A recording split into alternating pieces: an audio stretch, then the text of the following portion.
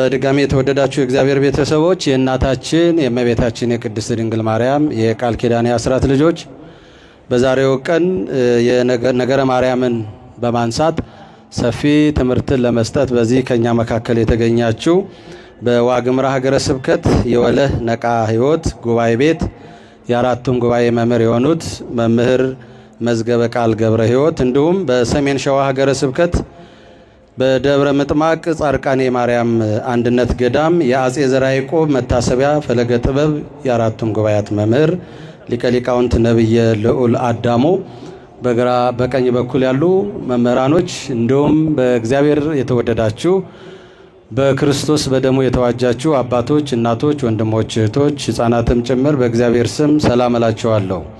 እነሆ በዛሬው ዕለት የእመቤታችንን የቅድስት ድንግል ማርያምን በዓለ ልደት ምክንያት በማድረግ በነገረ ማርያም ዙሪያ ሰፊ ውይይት እንዲያደርጉልን የጋበዝናቸው መምህራኖቻችን በቦታው ተገኝተዋል። እንዲህ አይነት አስተምሮ በነገራችን ላይ በቤተ ክርስቲያናችን ያለ የነበረ እንደሆነ ልክ እንደ እንግዳ ደራሽ እንደ ውሃ ፍሳሽ እንዳልሆነ አባቶቻችን ሊቃውንት መምህራን ወንበር ተክለው መጻሕፍት ዘርግተው የሚያስተምሩበት አንዱ ጥበብ ስለሆነ ሁላችሁም በተቻላችሁ መጠን ማስታወሻ በመያዝ ስለ ነገረ ማርያም ፍቅሯ እንዲበዛልን ዕውቀቱም እንዲጨመረልን መልእክቴን እያሳሰብኩ ወደ መጀመሪያው የምንነጋገርበት ሐሳብ ነው የምንሄደው።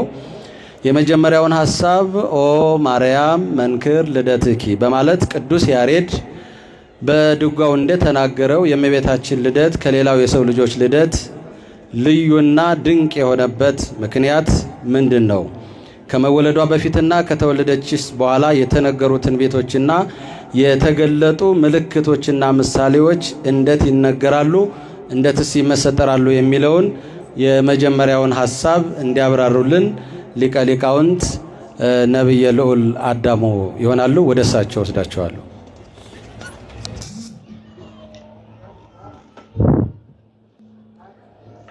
የተከበሩ መምህራችን ሊቀ ጉባኤ አምባዬ፣ የዚህ ታላቅ ቤተ መቅደስ ስብከተ ወንጌል ኃላፊ፣ ክቡር መምህራችን የእንታ መዝገበ ቃል፣ የተወደዳችሁ የአውደ ምሕረቱ አገልጋዮች፣ ከሩቅም ከቅርብም ከዚህ ስፍራ በእግዚአብሔር ቸርነት የተሰበሰባችሁ ምእመናን እንደምን አመሻችሁ፣ እንደምን ቆያችሁ፣ እንደምን ከይሳ ደረሳችሁ። ከዚህ ስፍራ እንድንማር የሰበሰበን አምላካችን መድኃኒታችን ኢየሱስ ክርስቶስ ስሙ ለዘላለም የተመሰገነ ይሁን። ሐመሩ ለኖህ እንተ ኢረከባ ማየ አይህ፣ የጥፋት ውሃ ያላገኛት የኖህ መርከቡ ከሞት ወደ ሕይወት የተሸጋገርንባት ምክንያተ ድኂን እማምላክ ወላዲተ አምላክ ስሟ የተመሰገነ ይሁን። እንደ እግዚአብሔር አምላካችን መልካም ፈቃድ በተሰጠን ርዕሰ ጉዳይ ላይ የቤተ ክርስቲያናችንን ትምህርት ለእናንተ ለማድረስ እናታችን የቅድስት ድንግል ማርያም ዛሬ በዓለ ልደቷ ነው፣ ይታሰባል። እንኳን አደረሳችሁ። የእመቤታችን የቅድስት ድንግል ማርያምን ልደት ከሌሎች ቅዱሳን አበው ልደት ከሌሎችም በዓላት ለየት የሚያደርገውን የምናየው ጎርጎሬዎስ የሚባለው የቤተክርስቲያን አባት ንህነሰ አብደርነ ሞተ እምሕይወት ወወደቅነ በፍትወት ውስተ ደዌያት ወሕማም ዘያማስን፣ ቀድሞ እኛ ከሞት ሕይወትን የመረጥን ነበርን ይላል። ቀድሞ ሲል በቀዳማውያን አባቶቻችን አዳምና ሔዋን የሆነውን መናገር ነው። ቀዳሚሰ ወሀበነ አርአያሁ ክብርተ ካለው ጋም አንድ ነው። ቀድሞ የተከበረች የተወደደች መልኩን ሰጥቶ ፈጥሮን፣ እኛ ግን ከዚያ ወጥተን ሞትን የመረጥን ነበርን። ሞትን መምረጥ ብቻ አይደለም፣ ወሆርነ ሀበ ዘኢይትፌጸም፣ ፍጻሜ ወደ ሌለው ከገቡ መውጣት ወደ ሌለበት ወደ ዘላለማዊ ሞት የሚወስደውን መንገድ ተከትለን ነበር ይላል። ከዚህ በኋላ ነው የነገረ ማርያም የእመቤታችን መወለዷ የሚገባን ማለት ነው። በመልኩ ተፈጥረን መልኩን አጥፍተን በንጽህና ተፈጥረን ከንጽህና ተለይተን ስንኖር በርካታ ንጽህናን ለማስመለስ የደከሙ የወጡ የወረዱ አባቶች ነበሩ ማለት ነው። አንዱ ሄኖክ ነው። ስሙ ራሱ ተሐድሶ ማለት ነው። ሄኖክ የታደሰ ማለት ነው። አባቴ አዳም በምግብ ምክንያት ማርጀትን ጉስቁልናን አመጣ። እስኪ እኔ ከምግብ ተከልክዬ ንጽህናን ላስመልስ ብሎ ሞከረ። የአዳምንም የዘሩንም ንጽህና ግን ማስመለስ አልተቻለውም። እሱ ብቻ እግዚአብሔር በፍቅሩ ጎብኝቶት እስከ ጊዜው ድረስ እንዳይሞት ከሞት ፊት መሰወር ቻለ እንጂ ማለት ነው። ማስመለስ አልቻለም። ኖህ የሚባለውም ሰው እንደዚሁ ነው። ዓለም ሁሉ ሲጠፋ አንድ የሚድንበት መርከብ ሰራ። ከጊዜው ከታዘዘው ጥፋት ውሃ እሱንም ልጆቹንም ማዳን ቻለ። የቀደመውን ንጽህና ማስመለስ ግን አልተቻለውም ነበር ማለት ነው። ስለዚህ ቅዱሳን አባቶቻችን ደከሙ እንላለን። አብርሃምም ወጣ ወረደ፣ መስዋዕት አቀረበ።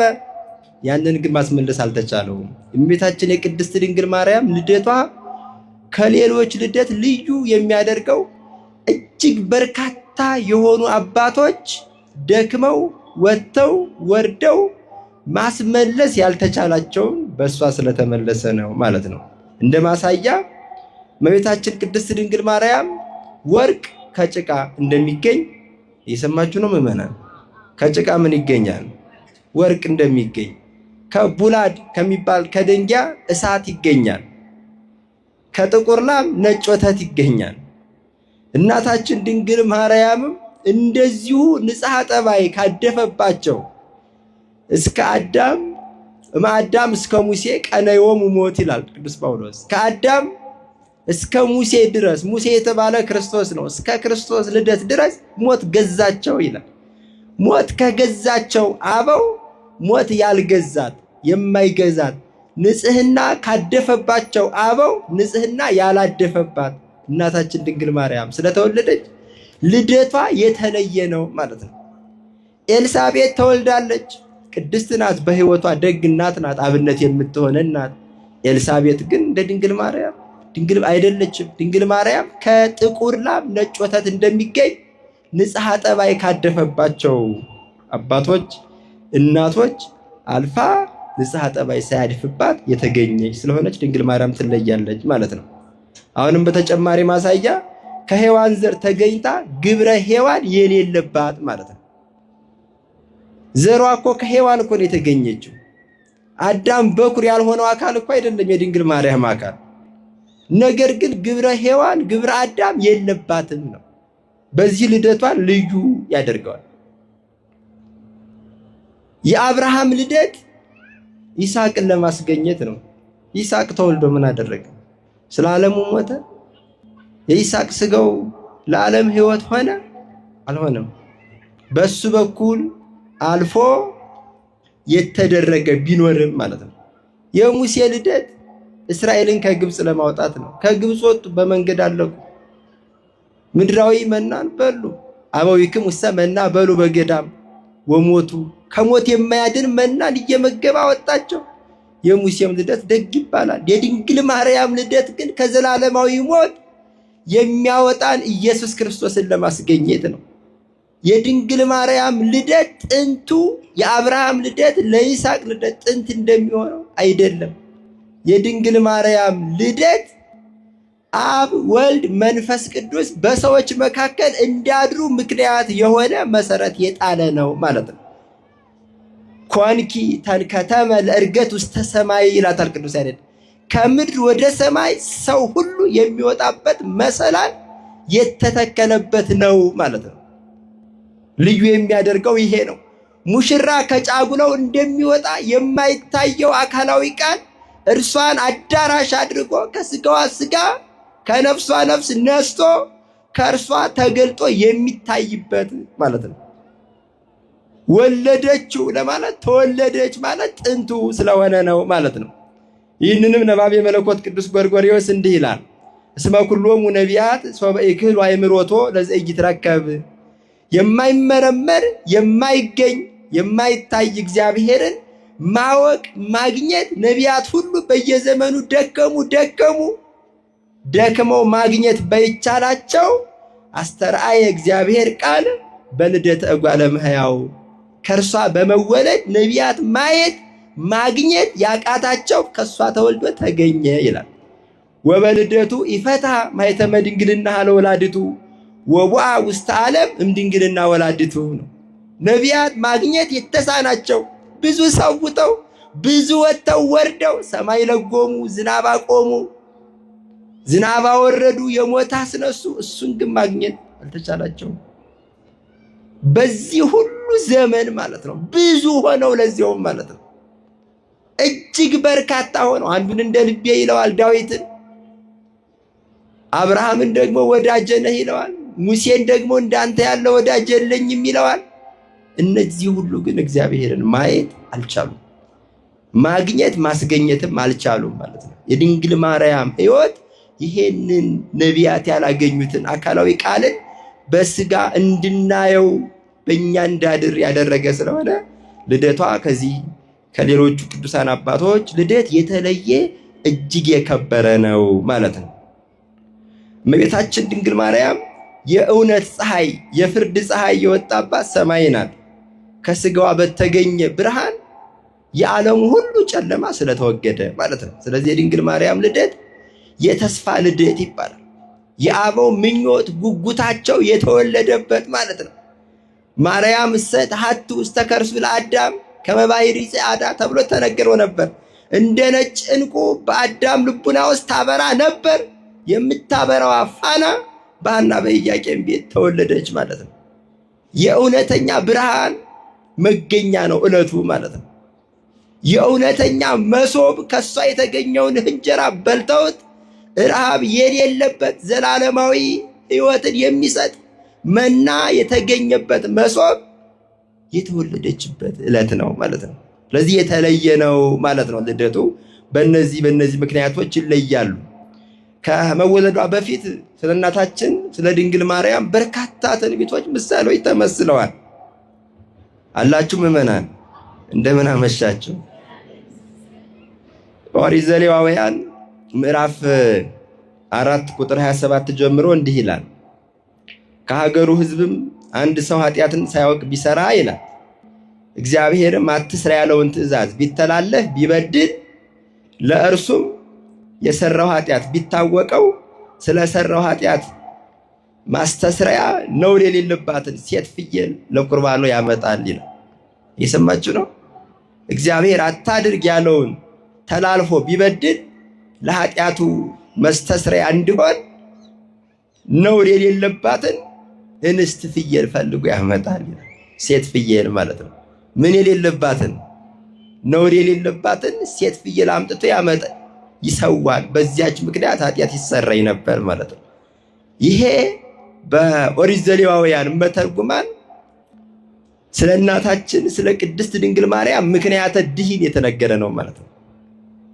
የቀደመው ሞት የገባው በሴት እንደሆነ ኋላም ሞት የሚወጣው በሴት ምክንያት እንደሆነ ሲያመለክት እግዚአብሔር አታድርግ ያለውን ተደፋፍሮ ያደረገ ሰው ከኃጢአቱ የሚነጻው ንጽሕት የሆነች ሴት ፍየል አምጥቶ ሲሰዋ ብቻ ነው። በኦሪት ዘሌዋውያን ምዕራፍ 4 መሰረት ማለት ነው። ነውር የሌለባት የተባለች በጊዜው በፍየሉ አንጻር የሚነግረን እናታችን ቅድስት ድንግል ማርያም ከሔዋን ተገኝታ ግብረ ሔዋን ንጽሐ ጠባይ ሳያድፍ አካላዊ ቃል ከእርሷ ስጋ ነስቶ እንደሚያድነን ማሳያ ነው ማለት ነው። እንዲሁም ነቢዩ ዳዊት እንዲህ ይላል፣ ሐነጸ መቅደሶ በአርያም ይላል።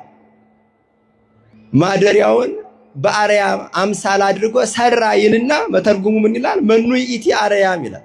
አርያም ያላት ማንን ነው ይላል። ማነች አርያም ማለት? አርያም ከፍታ ነው። አርያም ልዕልና ነው። መኑ ይእቲ አርያም ዘሐነጸ ወአይረፈ ውስቴታ እግዚአብሔር። እግዚአብሔር በውስጡ ያደረባት እግዚአብሔር በውስጡ ያረፈባት አርያም ማነች? ዘእንበለ ቅድስት ድንግል ማርያም ዘሐደረ ውስቴታ እግዚአብሔር ቃል ይላል።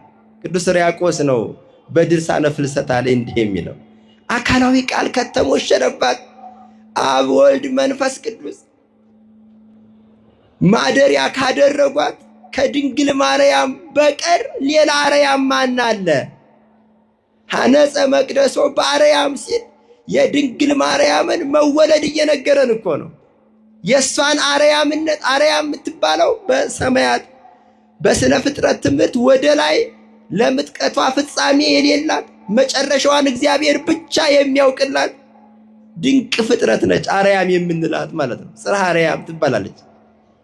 ያቺ በምድር ላይ ተሰራች ስንል ድንግል ማርያምን ነው ማለት ነው። ሐነጸ መቅደሶ በአርያም ሲል እንዲህ እያሉ ቅዱሳን ነቢያት ስለ እመቤታችን መወለድ በርካታ ትንቢቶችን በርካታ ምሳሌዎችን ተናግረዋል። እንደ አጠቃላይ እናታችን ቅድስት ድንግል ማርያም እንደምትወለድ ስለ ክርስቶስ በተነገረበት አንቀጽ ሁሉ ስለ እሷም ተነግሯል። ምን ማለት ነው? ይወለዳል ማለት ከማን? ስጋ ከሰማይ መጣ? አልመጣም። ለመለኮት ስጋ የለውም፣ አልነበረውም። ሰው ሆኜ አድናችኋለሁ ሲል የነቢያት ሁሉ ናፍቆት ከማን ይሆን ሰው የሚሆነው ነው። ሰው ሆኜ አድናችኋለሁ ሲል ጡት እየጠባሁ አድጋለሁ ማለት እኮ ነው። እታዘላለሁ ማለት እኮ ነው። 9 ወር ከ5 ቀን በማን ማህፀን ይሆን አካላዊ ቃል የሚኖረው የሚለው የነቢያትን ሁሉ ትኩረት የሳበ ነበር። እናታችን ቅድስት ድንግል ማርያም በዘመኑ ሁሉ ነቢያት ተወጽእ በትርም ስረ እሴይ ከእሴይ ስር በትር ትወጣለች፣ ከበትሩ ደግሞ አበባ ክርስቶስ ይገኛል እያሉ የተናገሩላት። የመረረ ውሃ ሲያገኙ አዲስ ሸክላ ያስመጡና ጨው በውስጡ ከተው ያንን ሲቀብሩት እነ ኤልሳ ይፈወስላቸው ነበር። ውሃው ከምድረቱ ወደ መጣፈጥ ይመለስ ነበር። ያ የእመቤታችን ምሳሌ ነው። የመረረው ውሃ የዚህ ዓለም ሕይወት ነው። የአዳምና የሔዋን ንዴተ ህላዌ ነው። የባህሪያቸው መጎስቆል ነው። አዲሱ ሸክላ የአዳምና የሔዋን ጉስቁልና ያላረፈባት የእናታችን የቅድስት ድንግል ማርያም ስጋዋ ነው፣ አካሏ ነው። በሸክላው ውስጥ የተጨመረው ንጹሕ ጨው ደግሞ ኢየሱስ ክርስቶስ ነው፣ አካላዊ ቃል ነው። ንጹሕ ጨው በንጹሕ ውሃ በንጹሕ ሸክላ ሆኖ ያንን ምረቱን እንዳጣፈጠው የድንግል ማርያምም የአዳምና የሔዋንን ንዴተ ህላዌ ጉስቁልና ሳትሳተፍ በመንፈስ ቅዱስ ጠብቆት በዛሬው ዕለት መገኘት ለመረረው ዓለም መጣፈጥ ምክንያት ስለሆነች ነቢያት በሰፊው ስለመወለዷ የተናገሩላት የመሰሉላት፣ ልደቷም ከአበው ልዩ የሆነ ነው ማለት ነው። ይቆየ። ለሊቀ ሊቃውንት ነብየ ልዑል አዳሙ ቃለ ሕይወት ያሰማልን። በዚሁ ሀሳብ ላይ ተጨማሪ ሀሳብና ማብራሪያ እንዲሰጡ ወደ መምህር መዝገበ ቃል ገብረ ሕይወት ወስዳቸዋል። በልዑል እግዚአብሔር ስም እንደምን ዋላችሁ? እንኳን አደረሳችሁ። አሜን። በሀብት ስቦ በረድኤት አቅርቦ በቸርነት ሰብስቦ ያገናኘን የቸርነት ባለቤት ለዚህ ቅዱስ ጉባኤ የጠራን ስሙ ዛሬም ዘወትርም የተመሰገነ ይሁን። አላችሁ? ዛሬ የእመቤታችን ልደት ነው አይደል? እንኳን አደረሰን።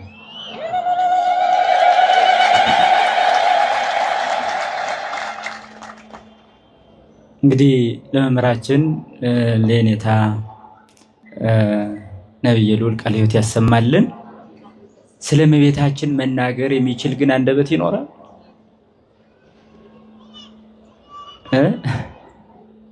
በቤተ ክርስቲያናችን አስተምህሮ መሰረት ስለ ነገር እግዚአብሔር ስንናገር እንዲሁ ለመዳን ያክል ነው የምንናገረው እንጂ እግዚአብሔርነቱን ማወቅ አንችልም።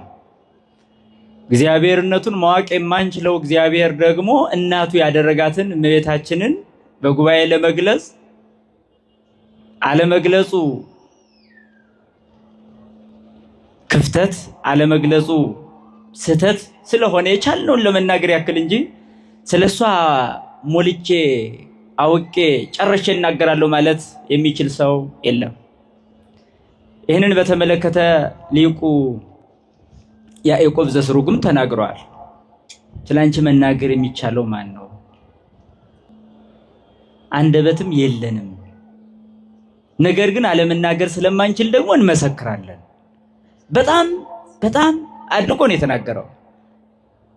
እንደነ ቅዱስ ሕርያቆስን የመሰሉ በምን እንመስልሻለን፣ ምን አይነት ምሳሌ ልንሰጥሽ እንችላለን ብለው አድንቀው ነው ያለፉት። ስለ እመቤታችን የሚነገረውን ነገር ሰምቶ የማይደነቅ አእምሮ ዲያብሎስ ያረፈበት ቢሮ ነው ማለት ነው። ምክንያቱም ስለሷ እንዲነገር የማይፈልገው በልጇ የተቀጠቀጠው ዲያብሎስ ብቻ ነው። እና እመቤታችን በነቢያት ትታወቅ ነበር ወይስ አትታወቅም? እስኪ መልሱልኝ። ትታወቃለች። እንዴት እንደምትታወቅ በደንብ ያዙሽ። ነቢያት ያውቋት ነበር። ማወቅ ብቻ ሳይሆን ይናፍቋት ነበር። ነቢያት ናፍቀዋታል። ነቢያት ለማየት ጓጉተዋል። ነቢያት ስለሷ ብዙ ዘምረዋል፣ ብዙ ተናግረዋል። እንዴት ብለው ማለት ያስፈልጋል። ነቢያት ስለ ድንግል ማርያም ሲናገሩ አንደኛ በትንቢት፣ ሁለተኛ በምሳሌ ነው የሚያስቀምጡት። ስለ ክርስቶስም በዚህ መልክ ነበር ሲናገሩ የነበረው። ዓለምን ስለሚያድነው ለዓለም መስዋዕት ስለሚሆነው ስለ ክርስቶስ ነቢያት ሲናገሩ ብዙ ምስጢራትን ተናግረው ነበር። ብዙ ምሳሌያትንም ተናግረው ነበር። አንበሳ ብሎ የተናገረ ነብይ ነበር ስለ ክርስቶስ። እብን ከተራራ የሚፈነቀል ድንጋይ ብሎ የተናገረ ነብይም ነበር ስለ ክርስቶስ ሲናገሩ በብዙ ምሳሌ። አንዳንዶች በጣም በሚገርምና አስደናቂ በሆነ መልክ ክርስቶስን ገልጸው ነበር። በተመሳሳይ ስለ እናቱም ምስጢራዊ በሆነ መንገድ ገልጸዋል። ለምሳሌ ስለ ልጇ ትንቢት ተናግሮ ስለ እናቱ ያልተናገረ ነብይ የለምና ነብዩ ዳዊትን እናንሳ። ልጄ እያለ የሚዘምረውን ዳዊትን እናንሳ። ምክንያቱም ዳዊት የእመቤታችን አባቷ ስለሆነ በዘር ሐረግ ስንቆጥር አባቷ ነው። እመቤታችን ሰማያዊት ኃይል ሰማያዊት አካል እንዳልሆነችና ከአዳም ዘር እንደሆነች ግልጽ ነው። መጀመሪያ ማወቅ ያለብን ይሄ ነው። እመቤታችን እንደ መላእክት መንፈስ አይደለችም፣ እንደ እግዚአብሔር ፈጣሪ አይደለችም። ነገር ግን ከአዳም ዘር የተገኘች የእግዚአብሔር ማደሪያ ለመሆን የተመረጠች ምድራዊት አካል ናት። ታዲያ ነብዩ ዳዊት አባቷ ነው እንዲህ ሲል ይዘምራል። መጀመሪያ ስለ ልጇ ያነሳና እሷን ያስቀጥላል። ጎሳ ልቤ ቃለ ሰናየ መዝሙር 44 በግዕዙ 45 በአማርኛው ታገኙታላችሁ። ነቢያት ስለ ድንግል ማርያም እንዴት እንደሚናገሩ የዚህ ዘመን ሰዎች አንዳንድ እብዶች ስለ እመቤታችን መጽሐፍ ቅዱስ ላይ የለም ሲሉ አያፍሩም። አናውቅም ማለት ምን ኃጢአት አለው? አልተማርንም ማለት ምን ኃጢአት አለው? ኧረ ነቢያት ዘምረዋል። ጎሳ ልቤ ቃለ ሰናየ ልቤ በጎ ነገርን አፈለቀ ብሎ ይጀምራል። ስለማን መናገር በጎ ነገር? ስለ ድንግል ማርያም ስለ ክርስቶስ መናገር በጎ ነገር ሆኖ ተገኘ በነቢያት። ልቤ በጎ ነገርን አፈለቀ። የሚገርም ነው። ወአነ አየድ ግብርየ ለንጉስ ያዙ እናቶች። ወአነ አየድ ግብርየ ለንጉስ ነብዩ እኮ ነው። እኔ ለንጉሰ ሰማይ ወምድር ግብሬን እናገራለሁ፣ ስራዬን እናገራለሁ። ለንጉሰ ሰማይ ወምድር ለክርስቶስ እናገራለሁ። ከመቀለ መጽሐፊ ዘጠበጠበ ይጽሕፍ ልሳንየ አንደበቴም ሰተት አድርጎ እንደሚጽፍ እንደባለ ጸሐፊ ጽፈት እንደሚችል ሰው አንደበቴም ሰተት አድርጎ ትንቢት ይናገራል። ይሴኒ ላህዩ ሙሉ ደጓ ለመያው ጀመረ። እንግዲህ ስለ ክርስቶስ ይናገር ምን አለ? መልኩ ከሰው ልጆች በላይ ነው ይላል። ስለማን ይናገራል? ስለ ክርስቶስ። አስተውሉ፣ ልብ በሉ። ያልተማረ መጽሐፍትን ያላወቀ ያንንም ደግሞ እንደ ክርስትናው ሊኖር ያልወደደ ሰው እንዳይሾልክ። መንገድ ላይ የሚወርዱ ብዙ አሉና እንዳትወርዱ ተጠንቀቁ። ይሴኒ ላህዩ ሙሉ ደጓ ለመያው ክርስቶስን ምን ብሎ ይጠራዋል? ከሰው ልጆች ሁሉ ያማረ መልክ አለው ይላል። በመከራው ሰዓት ስለነበረው ግን ነብዩ ኢሳይያስ እናየው ዘንድ ደም ግባት የለውም ብሎ ተናግሮ ነበር። ነብዩ ደግሞ ከመከራው በፊት ስላለው መልኩ ምን ብሎ ተናገረ? ደም ግባቱ ከሰው ልጆች ሁሉ የሚያምር ነው አለ። ደም ግባት ሲባል ይሄንኑ የሥጋዊ መልክን ብቻ አይደለም፣ አዳማዊ ኃጢአት የሌለበት ንጹሕ ባህሪ ነው ማለት ነው። እስከዚህ ድረስ ነው ውበት ማለት። ውበት ማለት አፋዊ ብቻ አይደለማ ውስጣዊም ነው። አንድ ሰው ምንም መልከኛ ቢሆን እንኳን ቂመኛ ከሆነ መልክ የለውም፣ መልከ ጥፉ ነው የሚባለው።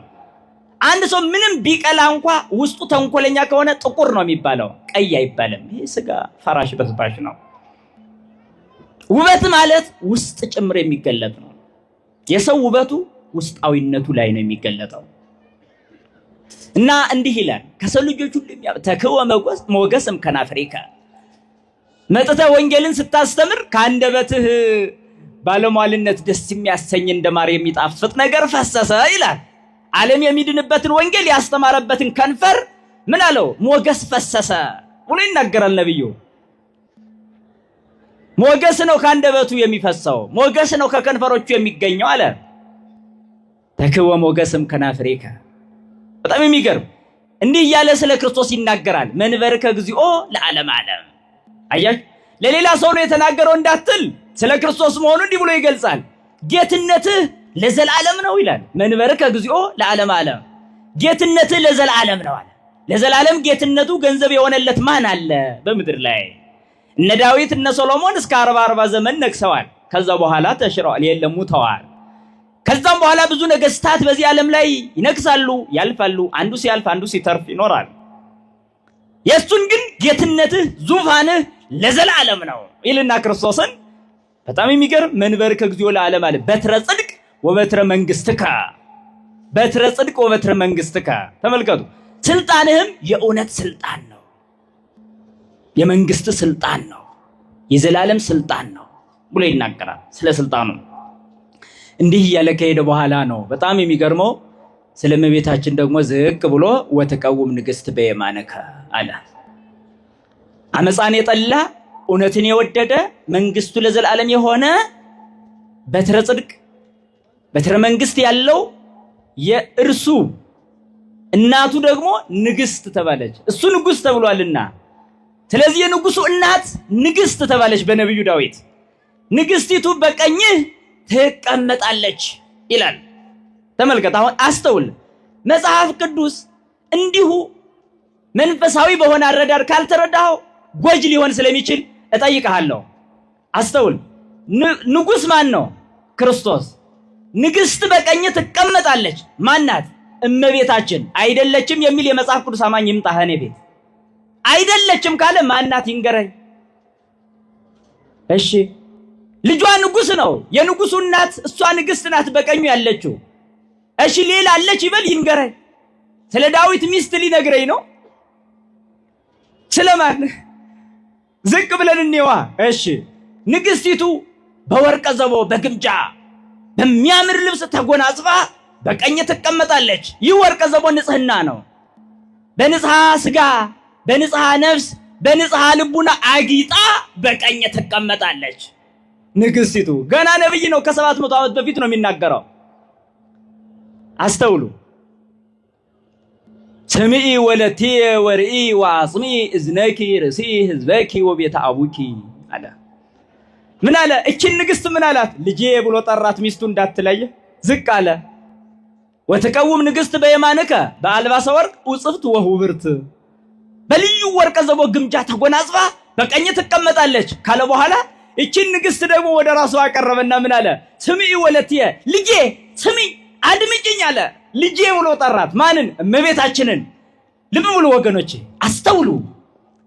ልጄ ስሚኝ አለ። እሺ ጆሮሽንም ወደኔ አዘንቢ። ርእስኢ ህዝበኪ ወቤተ አቡኪ፣ የአባትሽን ቤት የአባትሽን ወገን እርሺ። ተመልከቱ፣ ምን ማለት ነው? የአባትሽን ቤት ወይም የአባትሽን ወገን እርሺ ማለት አባትሽ አዳም፣ የአባትሽ ወገን እናትሽ ሔዋን፣ የአዳምና የሔዋን ኃጢአት አለብኝ አትበይ። ስማኝ ወዳጄ፣ ስለ ድንግል ማርያም እናስተምራችሁ እንንገራችሁ እንዴ?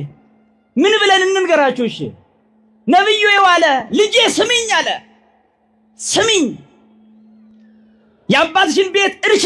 የአባትሽ ማን? አዳም። እግዚአብሔር ለአዳም ቃል የገባለት ምን ብሎ ነው? ከልጅ ልጅ ተወልጄ አለ። ከልጅ ልጅ ምን ማለት ነው?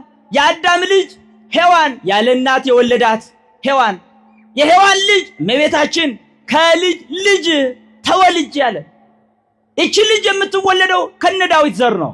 ዳዊት ምን አላት? ልጄ አላት፣ ስሚኝ አላት።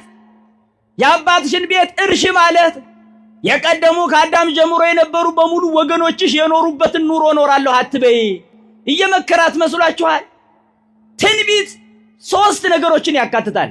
አንደኛ በኃላፊ፣ ሁለተኛ በተከታይ፣ ሶስተኛ በትእዛዝ መልክ ይነገራል። ትንቢት በኃላፊ ሲነገር እንዲህ ተብሎ ተነግሯል። ሕፃን ተወለደልን። ይሄ ኃላፊ ይመስላል፣ ነገር ግን ገና ይወለዳል ማለት ነው ትርጉሙ። ምክንያቱም ከ700 ዓመት በፊት የተነገረ ትንቢት ስለሆነ ሕፃን ተወለደልን ማለት የነቢዩ ኢሳይያስ ቃል ምዕራፍ 9 ላይ የተቀመጠው ገና ስለሚወለደው ተወለደ ነው። ለምን? ሐሰት የለበትም፣ ጥርጥር የለበትም። ላይሆን ይችላል አይባልምና እንዳለቅ አድርጎ ያየዋል። አየህ፣ ነብዩ አስቀድሞ ምን ያያል? እንደተፈጸመ ሕፃኑ እንደተወለደ በረት ላይ እንደተኛ ያያልና ሕፃን ተወለደልን፣ ወንድ ልጅ ተሰጠን አለ። ስለዚህ በኃላፊ ይነገራል ትንቢት ማለት ነው። ሁለተኛ በትንቢት እንደገና ደግሞ የሚመጣ ሆኖ ይነገራል። ለምሳሌ ድንግል ትጸንሳለች፣ ገና ትጸንሳለች፣ ከዛስ ትወልዳለች። ይሄ ምን ያሳያል? ገና የሚመጣ አየህ፣ ገና የሚመጣ ሆኖ ይነገራል ትንቢት። ሶስተኛ በምን ይነገራል? በትእዛዝ መልክ ይነገራል። ለምሳሌ በትእዛዝ መልክ ነብዩ ዳዊት ለክርስቶስ እንዲህ ብሎ ተናገረ። አርት ተሰራ ወንገስ። ምን አለው? ክርስቶስን ወደዚህ ዓለም መጥቶ ስራህን ስራ፣ ተከናወን፣ ንገስ ብሎ ይናገራል። ይህ ማለት በህዝቡ ላይ ትነግሳለህ ማለት ነው። ወንጌልን ታስተምራለህ ማለት ነው። ስለዚህ ገና የሚመጣ ሆኖ ግን በትእዛዝ መልክ እንዳዛዥ ሆኖ ነቢያት ይናገራሉ የሚፈጸመውን ነገር። እዚህ ጋር ነብዩ ዳዊት ስለ እናታችን ድንግል ማርያም ሲናገር በትእዛዝ መልክ ይናገራል። ምን ይላል? እርሺ፣ የአባትሽን ቤት እርሺ ማለት የአዳም ኃጢአት የአዳም በደል አለብኝ አትበይ፣ የለብሽም ነው ትርጉሙ። ገና ትወለጃለሽ አይኖርብሽም ነው እያለ ያለው። እንዲህ ካለ በኋላ ምን ይላል? በጣም የሚገርም እኮ ነው። እስመ ፈተወ ንጉሥ ነኪ። አየህ፣ ከላይ ጀምሮ እስራኤል ለንጉሥ እናገራለሁ ብሎ ነበረ። ንጉሥ እግዚአብሔር ዓለማትን የፈጠረ እግዚአብሔር ውበትሽን ወዷልና። ምን አይነት ውበት እስኪ ንገረኝ? ምን አይነት ውበት? እንደ ሳራ፣ እንደ ርብቃ፣ እንደ ሐና፣ እንደ ኤልሳቤጥ ያለ ውበት አይደለም። እማ ከሆነ እስከ እመቤታችን ምን አስጠበቀው? ሳራ ላይ አይወለድም ነበር? እማ ከሆነ ሌሎች ሴቶች አይመርጥም ነበር? የለም። ውበትሽን ወዷል ማለት ንጽህናሽን፣ መመረጥሽን፣ ትህትናሽን፣ ፍቅርሽን ወዷልና። ማን? ንጉሥ። እሱም ማን ነው? ንጉሠ ሰማይ ወምድር እግዚአብሔር። እግዚአብሔር ውበቷን ወዶላታል። አንተ ልትጠላ ትችላለህ፣ ልትንቅ ትችላለህ፣ ልታዋርዳት ትችላለህ፣ ልትነቅፋት ትችላለህ፣ ኃጢአት አለባት ብለህ ልትናገር ትችላለህ? አትችልም። ምክንያቱም ንጉሥ ውበቷን ወዷላ። ለአንተ ይባሰ እንጂ እሷስ ውበት አላት። አየህ፣ ውርደቱ ላንተ ነው፣ ሐሳሩ ላንተ ነው፣ መከራው ላንተ ነው፣ ገሃነሙ ላንተ ነው። ንጉሥ ውበቷን ወዷላ። አንተ አለባት ብትል እንኳን ሊኖርባት አይችልም። ምክንያቱም ነቢያት አስቀድሞ እኮ አዩ። ከዳዊት በላይ የትንቢት መነጽር፣ ከዳዊት በላይ ዕውቀት በመንፈስ ቅዱስ የተቃኘ እንደ ልቤ ብሎ ጠራው እግዚአብሔር። እግዚአብሔር እንደ ልቤ ብሎ ከጠራው ከነቢይ በላይ አይደለንም እኛ። ነቢያት የተናገሩት እናምናለን። በነቢያትና በሐዋርያት መሰረት ላይ ታንጻችኋል ነው የተባልነኛ። ይሄ ነው መታነጽ ማለት። የነቢያትን ትምህርት ሳናሸራረፍ እንቀበላለን። የነቢያትን ትንቢት ሳናሸራረፍ እንወስዳለን። ይሄ ነው መድኃኒት ማለት። ንጉሥ ምንሽን ወዷል አለ? እስኪ ድገሙት፣ እስኪ በሉት። የማንን ውበት? ታዲያ እግዚአብሔር ውበቷን የወደደላት ወይም ሌላ ሴት አምጧ? አለበለዚያ የንጉሱ እናት ናት።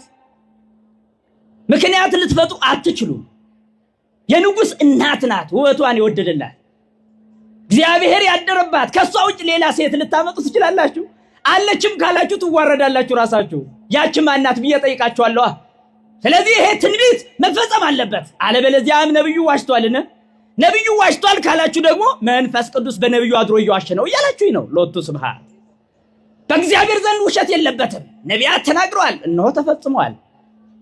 ንጉሥ ውበቷን የወደደላት መጥቶ በማህፀኗ 9 ወር ከ5 ቀን የከተመባት ድንግል ማርያም ናት።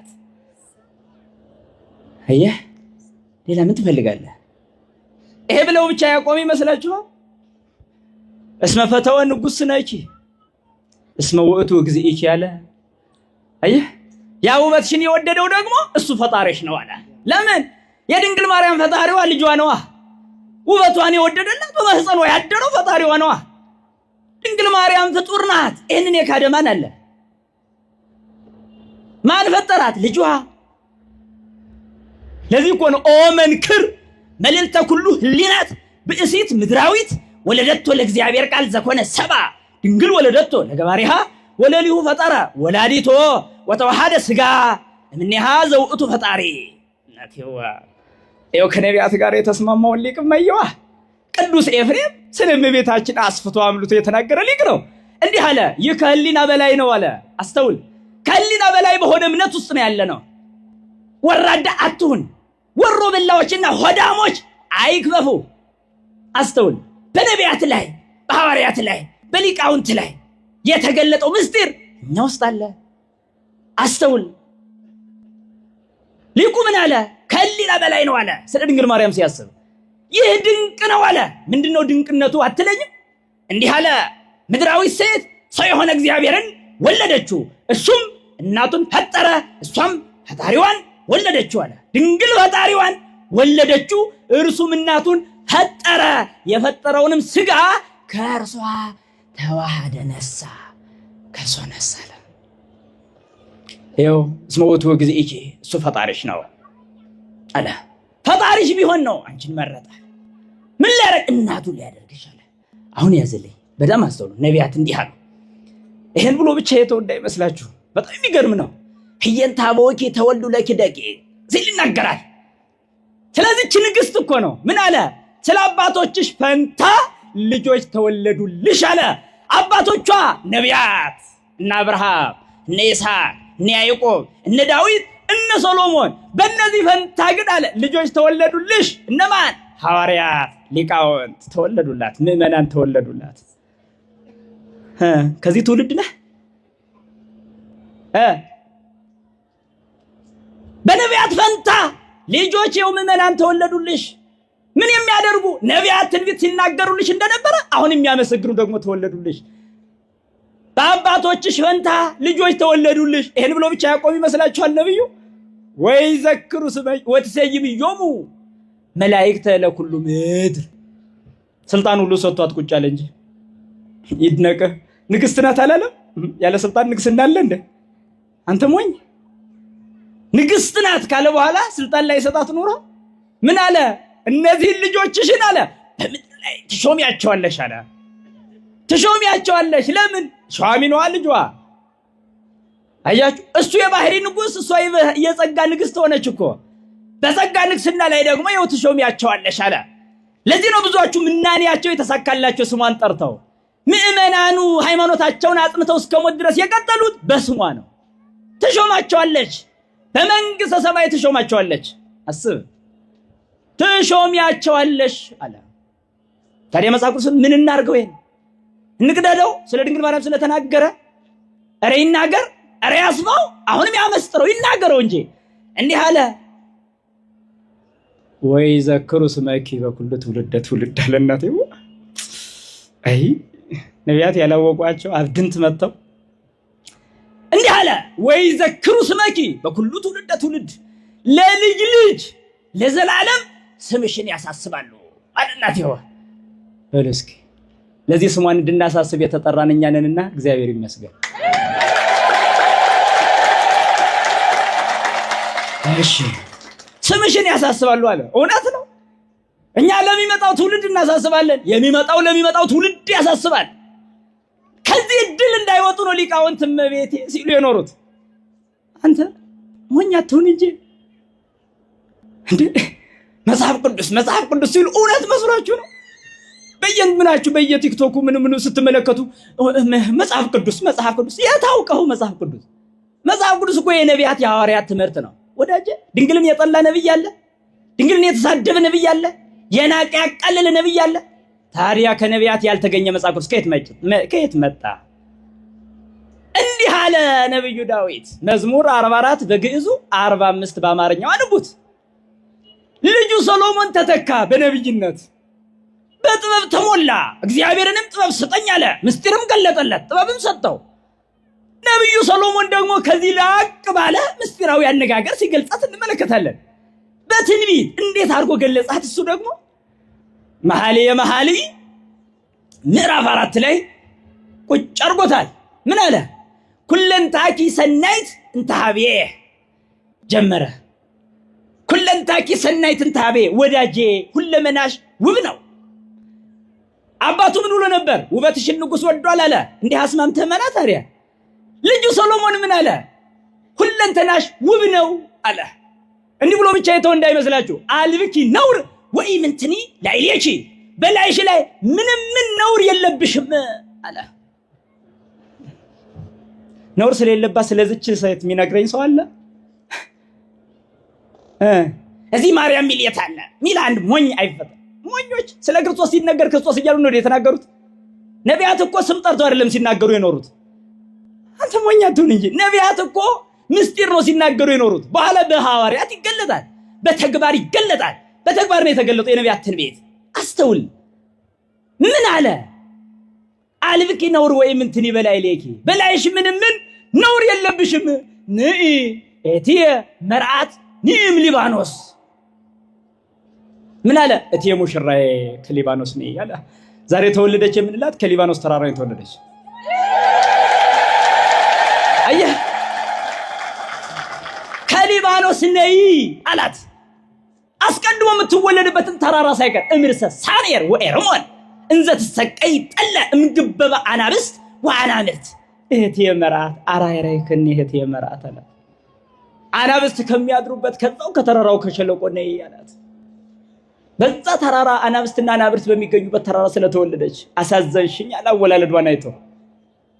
እችን የመሰለች ንግስት፣ እችን የመሰለች ፀሐይ፣ እችን የመሰለች እናትን ተመልከቱ። በጊዜው የነበሩ ሰዎች ሳይጠቀሙ ስላለፉ አሳዘንሽኝ አለ። ይሄን ብሎ የተወንዳ ይመስላችሁ ነብዩ ነቃ ገነት አዘግተመ ሕይወት አላት። ሲጠራት ደግሞ የገነት ምንጭ፣ የሕይወት ውሃ ጉድጓድ፣ ገነት እጹት፣ አዘቅት ህትምት አላት። የታተመች ገነት፣ የተዘጋች የተቆለፈች ገነት አላት ነብዩ ሰሎሞን። የተዘጋች ገነት ምን ማለት ነው? ድንግልና ነው። የተቆለፈች ድንግልና ነው። እንዲህ ካለ በኋላ ምን አለ? አዘግተማ የሕይወት ዘይውህዝም ሊባኖስ፣ ከሊባኖስ የሚፈስ የሕይወት ውሃ ጉድጓድ አንቺ ነሽ አላት። የሕይወት ውሃ ጉድጓድ፣ የተቆለፈች ምንጭ ሆና ግን የሕይወት ጉድጓድ የሚገኝ የሕይወት ጉድጓድ የሆነች የሕይወት ውሃ የሚገኝባት እሷ እንደሆነች አስቀድሞ ነገረን። ይሄንን ይዛችሁ እስኪ ወደ አዲስ ኪዳን ተጠጋ በሉ። እስኪ ሌላ የሕይወት ውሃ ጉድጓድ አሳዩኝ። የዓለም ጥም የረካበት ዓለም ከጥሙ የዳነባት የሕይወት ውሃ መገኛ አሳዩኝ። እቺ የተቆለፈች ጉድጓድ ማናት? አሳዩኝ፣ ንገሩኝ። የአብርሃም ጉድጓድ ናት? እረሷ እረኞች ያበላሿት የኖረች ናት? የያዕቆብ ጉድጓድ ናት? እረ ስንቱ እስከነ እንስሶቻቸው ሲጨማለቁባት የኖረች ናት? ስለ የትኛዋ የሕይወት ውሃ ጉድጓድ ነው የሚናገረን? ያ የሕይወት ውሃ ሳምራዊቷ ተቀምጣ የነበረችበት የሕይወት ውሃ ነው እንዴ? አይደለም። ከዚህ የሚጠጣ እንደገና ይጠማል አላለም? እንደገና የማያስጠማ የሕይወት ውሃ እኔ ነኝ አላለምን? የሕይወት ውሃ እኔ ነኝ ካለ ክርስቶስ የሕይወት ውሃ ጉድጓድ ማናት? እሺ የሕይወት እንጀራ እኔ ነኝ ካለ የሕይወት እንጀራ መገኛ ማናት? እኔ የዓለም ብርሃን ነኝ ካለ የብርሃኑ እናት ምን ትባላለች? እመብርሃን። ለምን ትላለህ ታዲያ? ወዳጅ ምን ፈለግ? መድኃኒት ወደዚህ ዓለም ከመጣ የመድኃኒቱ እናት ማናት? እሺ እንዲህ አለ ቅዱስ ያሬድ ደግሞ እንዲህ ብሎ ብቻ የቆም ስለኝ አንቲ ውእቱ እጽ ቡሩክ እፀ ሕይወት ወእፀ መድኃኒት ህየንተ እፀ ሕይወት ዘውስተ ገነት አላት። አየው ከሰሎሞን ጋር ሲገናኝ ምን አለ? የተባረከው ያ በገነት የነበረው እፀ ሕይወት አንቺ ነሽ። ያን እፀ ሕይወት አሁን አንፈልገውም አለ። አንቺ ተከተሻለ። እፀ ሕይወት አንቺ ነሽ አለ። ምን ታደርጋለህ? ይሄን ብሎ ብቻ ሚተው እንዳይመስላችሁ ቅዱስ ያሬድ ይቀሽራል። አያችሁ ወታስተስሪ ኃጢአተ ሕዝብኪ ተበዋህ ለኪ እምአብ ወወልድ ወመንፈስ ቅዱስ ከመ ትኩኒ መድኃኒቶሙ ለመሃይምናን ሕዝብኪ። የሚገርም እኮ ነው። ለሚያምኑብሽ መድኃኒታቸው ትሆኚ ዘንድ ኃጢአታቸውንም ታስተሰርይ ዘንድ ከአብ ከወልድ ከመንፈስ ቅዱስ ስልጣን ተቀብለሻል ይላል። አሰልጥነውሻል አብ ወልድ መንፈስ ቅዱስ አለ። የሚተማመኑሽን ታድኝ ዘንድ አሰልጥነውሻል። አየሽ፣ እስኪ አስተውይ፣ ልብ በይ፣ ልብ ግዢ፣ አስተውል፣ ልብ በል፣ ልብ ግዛ። አየሽ፣ ኮንኪ ተንከተመ ለእርገት ውስተ ሰማይ፣ ወደ ሰማይ መውጫ መሰላልም ሆንሽ ብሎ ይናገራል። ስለዚህ ነቢያት አያውቋትም? ድንግል ማርያምን አያውቋትም? ያውቃሉ። ነቢዩ ሕዝቅኤል ምን አለ? የተዘጋች ደጅ ከኃያላኑ ከኪሩቤል ጌታ በቀር ገብቶ የወጣ የለም አላት። እኪን ደግሞ ቅዱስ ኤፍሬም ምን አለ? ኆኅትሰ ድንግል ይእቲ፣ ያቺ ሕዝቅኤል ያያት ደጅ እመቤታችን ናት ብሎ ገለጸልን። እንዲህ የሚወራረስ የምንቀባበለው ዕውቀት የምንቀባበለው የህይወት ትምህርት ያለንን ወገኔ ድፍርስ እየጠጣህ እንዳትታመም ሆደን ንጹህ ውሃ ጠጣ ለጤና። ውሃ ስላችሁ የምድራዊ ውሃ መሰላችሁ? ከነቢያት ከሐዋርያት የሚቀዳውን የሊቃውንት ትምህርት ነው ያልኳችሁ። አለበለዚያ ነፍሳችሁ ትታመምና ገሃነም ትወርዳለች። እንደዚያ ነው እመቤታችን ነቢያት እንዲህ ነበር ሲገልጿት የነበረው። ይሄ በትንቢት መልክ ሲገልጹ ነው። በምሳሌ የገለጹትን ቅድም መምህራችንም የነገሩንን እንየው። እሱ ብርሃን ነው፣ እሷ የብርሃኑ ተቋም ተባለች። እሱ ፍም ነው፣ እሷ ማዕጠንት ተባለች። እሱ እንጀራ ነው፣ የእንጀራው መቀመጫ መሶብ ተባለች። ምን ያልተመሰለችዋል ምሳሌ። በብሉይ ኪዳን የነበሩ በጣም ብዙ የእግዚአብሔር ነዋያት አሉ፣ የከበሩ ነዋያት። ጻሕል አለ፣ ጽዋ አለ። ይህ በብሉይ ኪዳን በጣም የከበረ ገንዘብ ነው፣ የከበረ ዕቃ ነው። ይሄንን ለሌላ ነገር የሚጠቀም ሁሉ ይቀጣ እንደነበር እናውቃለን። እመቤታችን ቅድስት ድንግል ማርያም በእነዚህ ሁሉ ተመሰለች። ታዲያ በኦሪት የነበረ መስዋዕት ማቅረቢያ ይህን ያልከከበረ የሐዲስ ኪዳኑ የመስዋዕቱ የክርስቶስ ማቅረቢያ ድንግል ማርያም እንደምን አትከብር? አንተ ሞኝ! ኢየሱስ ስትል እውነት መሰለ? እናቱን ጠልተ ክብር አይገባትም ብለ አንቋሸ ነቅበ እንዴት አድርገ? ስለዚህ ነው እመብርሃን ለማለት የምትገደደው እሱ ብርሃን መሆኑን ስታምን ነው። ጌታ ብለ ካመንክ የጌታ እናት ብለ ማክበር ግድ ነው። እግዚአብሔርን ንጉስ ነው ካልክ የንጉሱ እናት ማለት ግድህ ነው፣ ግድህ ነው። ወደ ባትን እንኳን ተገደ ማለት የማይቀር ጉዳይ ይሆናል። አየህ፣ አስተውሉ። ለዚህ ነው ታዲያ ነቢያት እንዲህ ብሎ የገለጿትን ሊቃውንት ደግሞ ሲያመሰጥሩ ሲነግሩን በሐዲስ ኪዳን ስላለው ጉዳይ እንደው ኋላ እንመጣበታለን።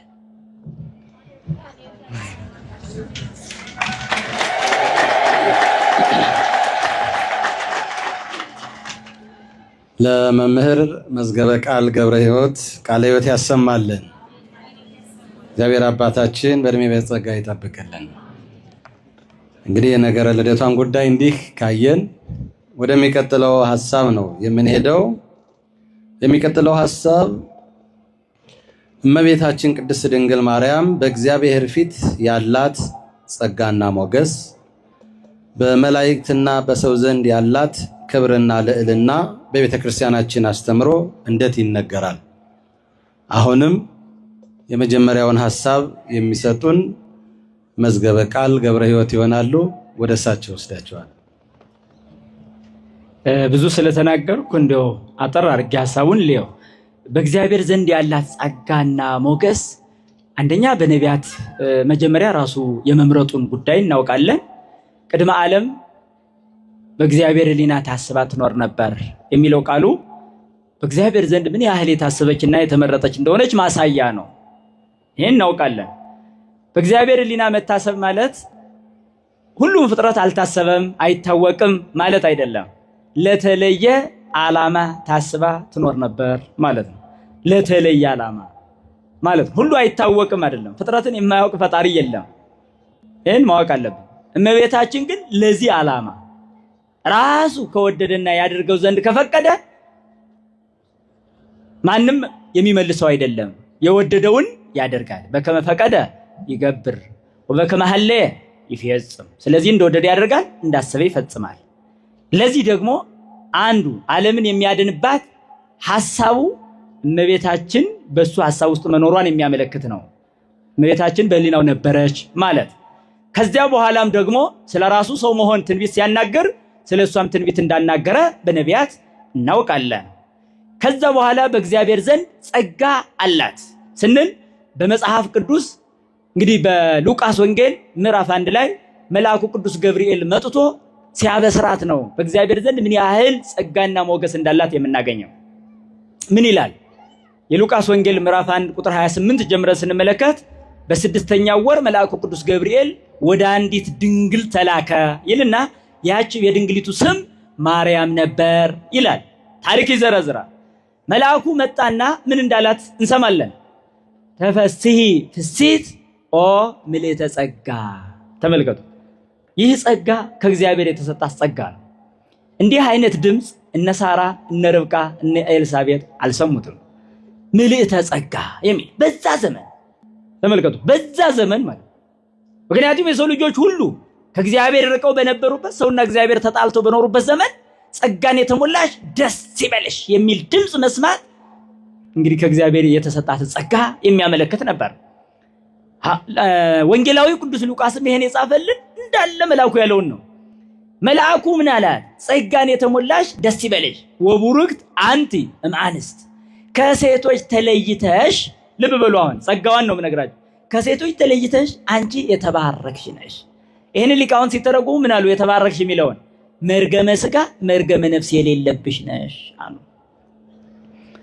ስለዚህ ነው በዛ ዘመን ራሱ ምን አድርጓታልና ማደሪያው ሆነው ዘንድ መርጧልና፣ ነብዩ ዳዊትም እንደተናገረ ማደሪያውን መርጧል እንደተባለ።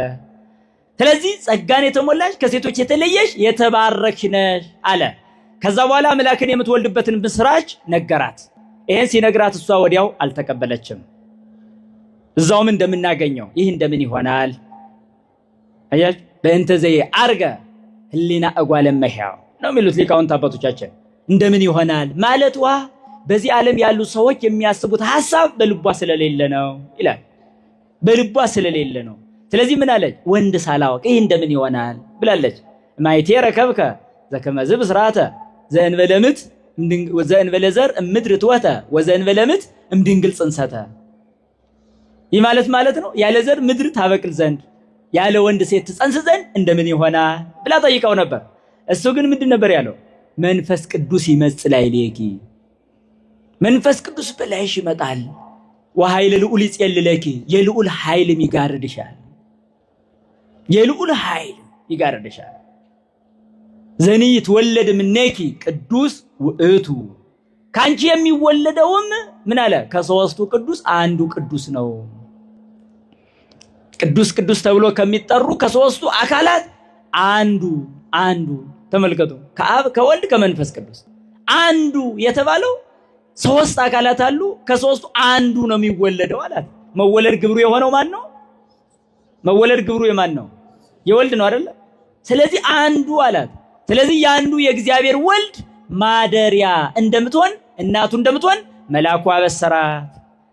ይሄን ካለ በኋላ የሚገርም የኤልሳቤጥንም ጽንስ ነገራት። ከዛ በኋላ እንደው የኤልሳቤጥ እንግዲህ ዘካርያስም ምክንያት አላት፣ የኔ ምን ምክንያት አለ? መጨረሻ እሱ የሚያሸንፍበት ንግግሩ ግን እስመ አልቦ ነገር ዘይሳኖ ለእግዚአብሔር የሚለው ነው። ለእግዚአብሔር የሚሳነው የለም። አንቺ ያለ አባት ያለ ወንድ ትወልጊ ዘንድ ቢያደርግ ራሱ ካንቺ ሊወለድ ከወደደ የሚሳነው የለም ማለት። ለእግዚአብሔር የማይሳነው አልብል ኃጢአት ነው። ስለዚህ ምን ማለት አለባት? ይኩነኒ በከመ ትቤለኒ ነው። እኔ የእግዚአብሔር አገልጋይ ነኝ፣ ስለዚህ እንዳልክ ይሁንልኝ አለች። በዚህ ሰዓት ነው እግዚአብሔር ወልድ በማህፀኗ የተጸነሰው። እሷ እሺ ከማለቷ የተነሳ መጀመሪያ ግን መልእክተኛ ልኳል፣ አስጠይቋል። ሳያስጠይቅ መጸነስ አይችልም? ይችላል አይችልም? ይችላል አይደል? አዎ። ሳይጠይቅ ሳያበስር ሳያናግር መጸነስ ይችላል። ነገር ግን ለዓለም ሊታወቅ የሚገባ ነው የሱም መጸነስ የሷም መጽነስ፣ የሱም መወለድ የሷም መውለድ ለዓለም ይታወቅ ዘንድ ምን አደረገ? ምስክር ላከ፣ አብሳሪ ላከ፣ አስታዋቂ ላከ። ለዓለም ማስታወቂያ ሰራ። እግዚአብሔር ሊወለድ ነው ብሎ የሚወለድባትንም ደግሞ ይኸው አንቺ ከሁሉ ሴቶች የተባረክሽ ነሽ፣ የተለየሽ ነሽ አላት። ለዚህ ነው ቅዱስ ኤፍሬምም ጸጋ ካላቸው ሴቶች በሙሉ የተለየሽ ነሽ ብሎ ያመሰገናል። እዚህ ላይ እንግዲህ የሚገርመው የኤልሳቤጥን መጽነስ ነግሯታልና እመቤታችን ልትጠይቃት ሄደች። ያለው ታሪክ በጣም የሚገርም ክብሯን ደግሞ እግዚአብሔር እንዴት እንደገለጸ የምናውቀው ደግሞ በዚህ በኤልሳቤጥ ነው። ሄደች ልትጠይቃት ስትሄድ እንዲህ ይላል ቅዱስ ሉቃስ ሲጽፍ ወመልአ መንፈስ ቅዱስ ላይለ ኤልሳቤጥ፣ በኤልሳቤጥ ላይ ማን ሞላባት ይላል። እስኪ ሁላችሁም ተናገሩ። በኤልሳቤጥ ላይ ማን ሞላባት? ማን አደረባት? እንግዲህ በደንብ ስሙኝ። መንፈስ ቅዱስ ያደረባት ኤልሳቤጥ ስለ ክብሯ ምን እንዳለች እንግዲህ ወዲያው መልአኩ አበሰራት። ወዲያው ጸንሳለች እመቤታችን። ጸንሳ 6 ወር ወደ ሆናት ወደ ኤልሳቤጥ ሄደች። ከጸነሰች 6 ወር ወደ ሆናት። ታዲያ ኤልሳቤጥ ላይ ግን ማን ሞላባት? መንፈስ ቅዱስ። ወከልሃት ወትቤ፣ በአብይ ቃል ወትቤ ቡርክት አንቲ እምአንስት። ልብ በሉ። አሁን መልአኩ ሲያበስራት ምን ብሎ ነበር? ከሴቶች ተለይተሽ እንዲያ። ይሄንን ቃል ሄዶ ለኤልሳቤጥ ነግሯት ነበር መልአኩ? አይነግረንም መጽሐፍ።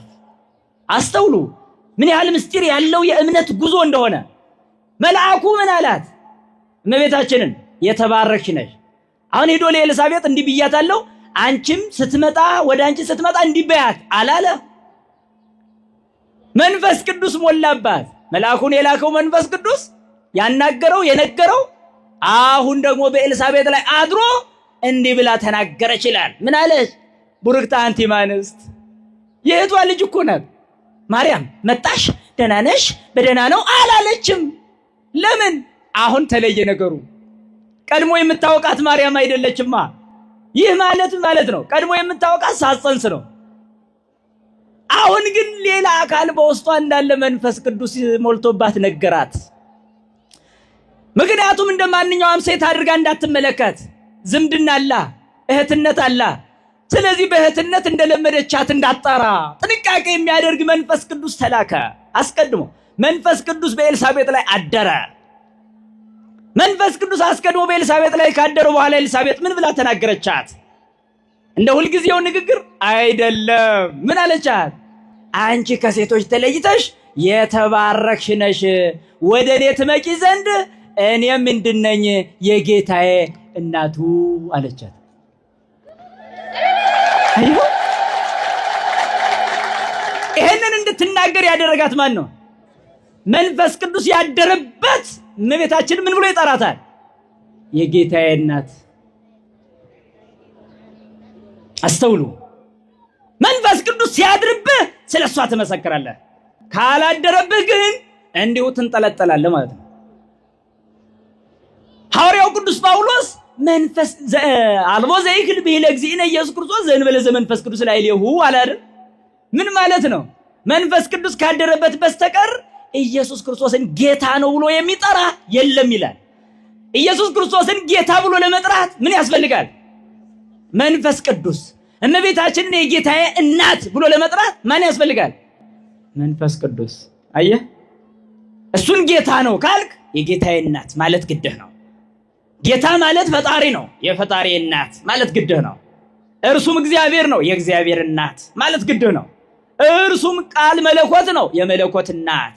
እሱ አምላክ ነው፣ የአምላክ እናት ብለህ ጥራ። ይኸው መጽሐፍ ቅዱስ ነገረ። መንፈስ ቅዱስ የሞላባት ኤልሳቤጥ ይኸው መሰከረቻት። ምን ብላ? የጌታዬ እናቱ ወደ እኔ ትመጪ ዘንድ እኔ ምንድነኝ? ድምፅሽን በሰማሁ ጊዜ በማህፀኔ ያለው ጽንስ ዘለለ። የምን መዝለል? በማህፀን ውስጥ መዝለል አለ እንዴ? ህዝብ ብሎ ዘለለ ብለህ ልትተረጉሞ ነው? አየህ፣ ሳይበስል አትብላ ያመሃል። ታዲያ ዮሐንስ ሆድ ላይ ኳስ ተጫዋት ልታረገው ነው? ምን አይነት ዝልያ! ይሄንን ቅዱስ ያሬድ መንፈስ ቅዱስ ያደረበት ደግሞ እንዲህ ብሎ ተረጎመ። ሰገደ ወልደ መካን ለወልደ ድንግል። አየህ፣ የአባቶቻችን ልጆች ነን። የአባቶቻችን ልጆች ነን። እዚህ ዝም ብሎ የፈረንጅ ሐሰት አትጠራቃቅ። ምን አለ? የመካኒቱ ልጅ ለድንግሊቱ ልጅ ሰገደ። አየህ፣ በማህፀን ሆኖ እመቤታችን ስትመጣ ስግደት ጀመረ። በውስጧ ማን አለ? ጌታ አለ። ፈጣሪው አለ፣ በማህፀን የሰራው የፈጠረው አለ። ዮሐንስን በእናቱ ማህፀን እየፈጠረ ያለው ያው እየጠበቀ ያለው በማህፀን በኩል መጣ። ስለዚህ ለዮሐንስ የተገለጠው የእመቤታችን ክብር፣ ለዮሐንስ የተገለጠው የጌታ ክብር አሁን ለማንም አልገለጥ ብሎ ሰው ተቸግሯል። መንፈስ ቅዱስ ያደረባት ኤልሳቤጥ የጌታዬ እናት ከሴቶች የተለየሽ ነሽ አለቻት። እኛ እንዲህ ብለን ብናመሰግን ስህተቱ ምን ላይ ነው? ስህተቱ ምን ላይ ነው? መጽሐፍ ቅዱስ አይደላችሁ ሚሉን ምን ላይ ነው መጽሐፍ ቅዱስ ያልሆን ነው? ነውሩ ምንድን ነው? ይሄ እኮ ነው የተብራራው። ይሄ እኮ ነው በስፋት የተገለጠው የተመሰጠረው። ይሄ ነው በሊቃውንት እኮ።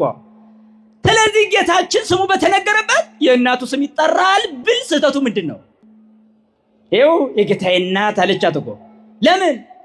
የልጇን ስም ከእናቱ ጋራ የእናቱን ስም ከልጇ ጋራ አስማምታ መንፈስ ቅዱስ የገለጠላት ያደረባት ኤልሳቤጥ ከነገረችኝ፣ ይሄንን ደግሞ ሐዋርያት ጽፈውልን ከሰጡን የማን እምነት ነው የምንከተለው? እኛ የሐዋርያትን። ለዚህ ነው እንግዲህ ሊቁ አባ ጊዮርጊስ እንዲሁ ይሄንን ነግሬያችሁ ልጨርስ። ምን አለ መሰላችሁ? ገነይ ኩለኪ እሙ ለፀሐየ ጽድቅ እስመ ገነይ ኩሉ ፍጥረት ለክብርኪ ሀበ ተነግረ ስመ ወልኪ ይትነገር ስምኪ ወሀበ ሰፈነ መለኮተ ወልኪ ይሰፍን በይኪ።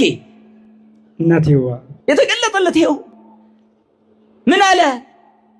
የፀሐይ ጽድቅ የጌታዬ እናቱ ሆይ ተገዛሁልሽ፣ ገዛልሻለሁ። እስመ ገነየ ኩሉ ፍጥረት ለክብርኪ፣ ፍጥረት ሁሉ ለክብርሽ ተገዝቷልና አለ። ፍጥረት ሁሉ ለክብርሽ ተገዝቷል። ለምን? ንግስት ናታ። ንግስት አልገዛም ይባላል ነው ወይስ ለምን ንግስት ሆንሽስ ይባላል? የንጉስ እናት እኮ ናት። ባሪያ ልታረጋት ነው ታዲያ? አንተ ሙኝ። እርሷ እኮ በትህትና ነው ይሄን ንግስና ያገኘችው። እንዳንተ በትዕቢት መሰለ? በትህትና ነው። የጌታዬ አገልጋይ ብላ እኮ ነው። የእግዚአብሔር ባሪያ ብላ ራሷን ጠርታለች እኮ። ይሄንን የጠራች እሱ ደግሞ ንግስት አደረጋት። ሔዋን በትዕቢት ውርደትን አመጣች፣ እመቤታችን በትህትና ክብርን አመጣች። ታዲያ ነውሩ ምንድን ነው ወዳጅ? አስተውሉ። ሊቁ አባ ጊዮርጊስ ዘጋስጫ ምን አለ? ሁሉ ፍጥረት ለአንቺ ተገዝቷል፣ ለክብርሽ ተገዝቷል ካለ በኋላ ማስረጃውን ሲያቀርብ ደግሞ ሀበ ተነግረ ስመ ወልኪ ይትነገር ስምኪ፣ የልጅሽ ስም በተነገረበት ሁሉ ስምሽ ይነገራል አለ። ወሀበ ሰፈነ መለኮተ ወልድኪ ይሰፍን በይኪ፣ የልጅሽ መለኮት ሞልቶ በሚኖርበት ሁሉ የአንቺም ክብርሽ ሲነገር ይኖራል አለ። የአንቺም ገናንነትሽ ይነገራል አለ። ለምን? ያ እሱ ከአንቺ ስጋ ነስቷልና አለ ሲገልጸዋል። መለኮት ከአንቺ ተወልዷልና ስለዚህ ነው አለ። ስለዚህ አሁን ስለ እግዚአብሔር ሊናገር እግዚአብሔር እናት ብሎ መናገር ግዱ ይሆናል። ስለ ጌታችን ሊናገር ስለ እውነተኛው መስዋዕት፣ ስለ በግ፣ ስለ ክርስቶስ፣ ስለ እረኛው፣ ስለ ሊቀ ካህናቱ ሊናገር የፈለገ የሊቀ ካህናቱ እናት ማለት አለበት። ይሄ ነው። የልጅሽ ስም በተነገረበት ስምሽ ይነገራል። የልጅሽ መለኮት ሰፍኖ መልቶ ባለበት ይኸው ያንቺም ክብርሽ ይታወቃል አለ ነው። ከዚህ በኋላ እናቱ አይደለችም ልንል ነው? እሱ እናቴ አይደለችም ብሎ አወጀ። ከዚህ በኋላ ተወልጄባታለሁ፣ ስራም ሰርቼባታለሁ፣ ከዚህ በኋላ ይበቃልስ ብሏል አይደለም? እስኪ አንተ የግል ጠይቃችሁ፣ እኛ እንኳን መልካም ምግባር ሰርተን ከተገኘን ይዋሃደን ይል እንዴ? እንደ እውነት ተውት እንጂ ቆመስ ልጆች የሆነው ለሱ ክብሩ ጸጋውን ሞገሱን ሊሰጠን አይደል እንዴ? ታዲያ ለእናቱ ምን ያህል ይህን ማሰብ ይከብደዋል እንዴ? ሰው ካልታመመ በስተቀር ዲያብሎስ እፍ ካላለበት በስተቀር ይሄ ነውና ለሷ የሰጣትን ክብር እኛ ሰዎች ተናግረን አንጨርሰውም። እንዲሁ ልን እንኳን በአቅማችን ትንሽ እንድናገር እንኳን ስለፈቀደልን እግዚአብሔር እናመሰግነዋለን። እናቱን እናታችሁ ትሁን ብሎ ሰጥቶናልና እናመሰግነዋለን። ታዲያ እናት ትሁን ብሎ የተሰጣትን እምቢ ይባላል እንዴ? አንተ ሞኝ እምቢ ይባላል? በዛው በመከራው ሰዓት እኮ ነው እናት ትሁን ብሎ ለዮሐንስ የሰጠ። የዮሐንስ እምነት ያለኝ እኔ እሷን አለመቀበል አልችልም። ወንጌሉን ከካድኩ እንግዲህ ምን ይባላል? ራእዩን ከካድነ ወንጌላዊውን ዮሐንስን እናት ትሁን ማለት ለሱ ብቻ ነው እንዴ የተሰጠው? ላንተም ነው። አየህ፣ እናትህ ናት እናቴ በል። ዮሐንስ እኮ ወደ ቤቱ ወሰዳት፣ ኳንተም ወሰዳት፣ ኳንተ ደግሞ ወደ ልብህ። ያ ቤት እኮ የዮሐንስ እኮ የልብ እኮ ነው። ይሄ ነው መጽሐፍ ቅዱስ። ሌላ ምን ከየት መጣ? ሌላ ሐዋርያት ያላስተማሩት መጽሐፍ ቅዱስ ታዲያ? ከዛ ከዛ በኋላ እኮ እመቤታችን ከጸነሰችበት ጊዜ ጀምሮ በመጽሐፍ ቅዱስ ክፍል የኢየሱስም እናት በዚያ ነበረች፣ የጌታም እናት እንዲህ የሚል እንጂ አንጠልጥሎ ማርያም ብሎ የጠራ እንኳን አታገኙ።